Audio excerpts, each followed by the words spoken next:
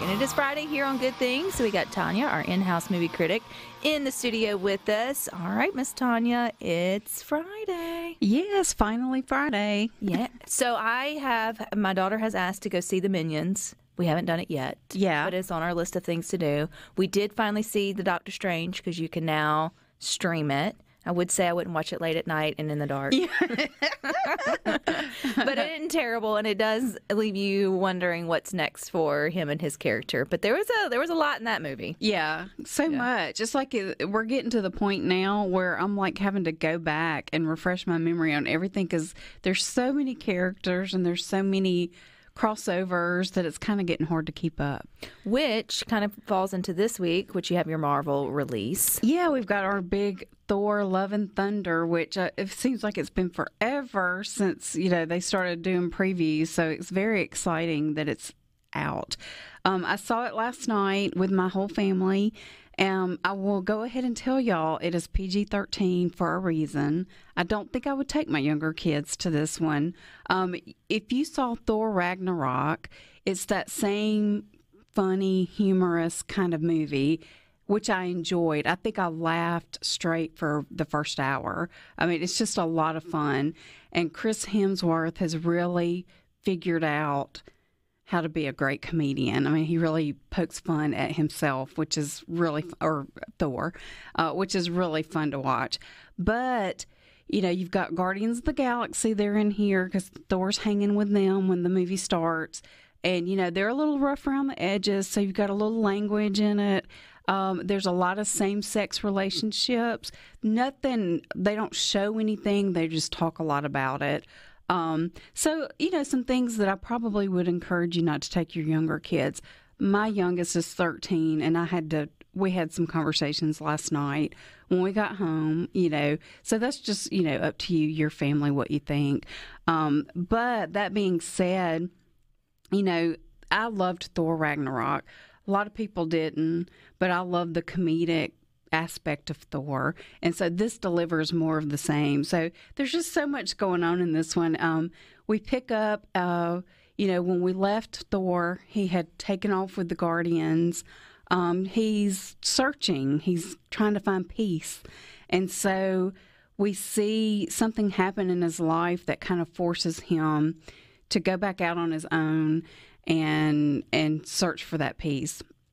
And so anyway, he reunites with Jane. She's back. They had kind of a bad breakup. And so that's kind of... Is it the original Jane or someone else playing it? It's the same. It's Natalie Portman. She's back. And when we meet her, she has just gotten a really bad health diagnosis. But she finds out that Thor's hammer, which was destroyed by his sister, a couple of movies ago, for some reason, the hammer puts itself back together and allows Jane to use it. And so thus we have our Thor, our new Thor, Mighty Thor is what she's called. And so anyway, their initial meeting, we see that on the trailers, but it's really fun, and it's, just lots of fun little surprises in this one, lots of cameos. There's so much about this movie that I had no clue was coming, and so I don't want to spoil that for anybody planning to go see it because it was so much fun. Yeah, the action's great. Set against the 80s rock music is really fun. We have some new characters. You've got Russell Crowe's introduced as Zeus, and very funny. I thought he did a great job. I felt like his scene went on maybe a smidge too long, but it was a lot of fun, and it was kind of good to see him again. Yeah. It's like, where has he been? Yeah, I know, because it's like, I've been like kind of missing him. So we have a new guy, and this is what inspires Thor to go out on his own. There's a threat against all of the gods, and there's a man out there, or I don't know, I don't think you would call him a man, a creature that wants to kill all the gods as revenge for losing his daughter. And so Thor goes in to stop him. And anyway, his name, he is played by Christian Bale, who does a fabulous job. I mean, we all know that Christian is one of those that gives it 195%. And so I spent the first hour, I did not realize he was in this movie. I spent the first hour trying to figure out who he was. I was like, I know him, but I'm kind of like Lois Lane. Put glasses on, and once you put that Marvel makeup on, I have trouble figuring out who they are. But anyway, he does a fabulous job, and he's a great bad guy. Of course, Tessa Thompson's back as the Valkyrie. She's got a really nice part in this, and so she and Thor and the new Thor, the mighty Thor, Jane, have to team up together to stop him.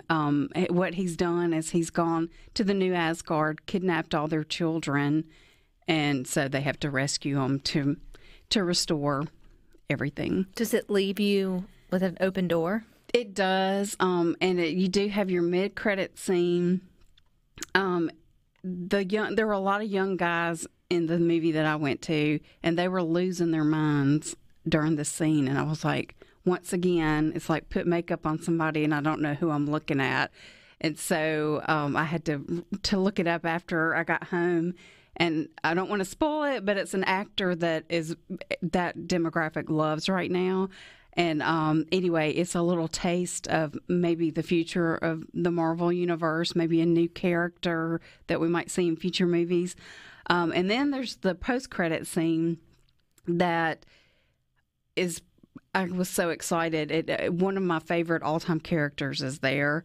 And again, I'm not going to spoil it because I didn't know it was coming, and I was very, very happily surprised. Because the whole movie, I was thinking about this character, wishing they were there.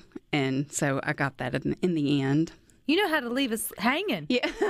You know how to make us want to go. Sometimes you just want to go to watch it through the whole end so you can see what's coming up next. I think we'd all be disappointed if they didn't have some kind of Oh, yeah. They leave you hanging a little bit. And then also, if you are a Marvel fan, of course you're going to love it. You have all these nice little Easter eggs. But if you've never seen a Thor movie, don't let that keep you from going, because they have it through a story time with the kids. They catch you up to date on exactly why Thor is where he is at the start of this movie. So you can catch up really fast. Is there anything competing with Thor this week? No. I mean, you still have the same movies that have been out the last few weeks that'll do well. You still have Elvis, Minions, Top Gun's still out there doing great numbers. So, this is a chance maybe to catch up. If you don't want to see Thor, there'll be some empty seats probably because it'll be the biggest this weekend. But next weekend, we've got several new ones. Where the Crawdads Sing comes out. I think that's going to be a huge movie next weekend because it's such a big book that everybody loves and have been looking forward to this movie for a while. And then Mrs. Harris Goes to Paris is one for probably like the Downton Abbey crowd. Mm-hmm. And I'm in that group. And then a new animated movie's out next weekend, Paws of Fury, The Legend of Hank. And this is another one that I cannot wait for it to be out just so I can stop seeing the trailer. Every movie that I've gone to over the last 2 months, they have a trailer for this one. So I'm ready for it to be done. For my streamers out there, if you haven't watched Hustle on Netflix with Adam Sandler, it's 2 thumbs up. Oh, I haven't seen it yet. It was really good. It's a feel good.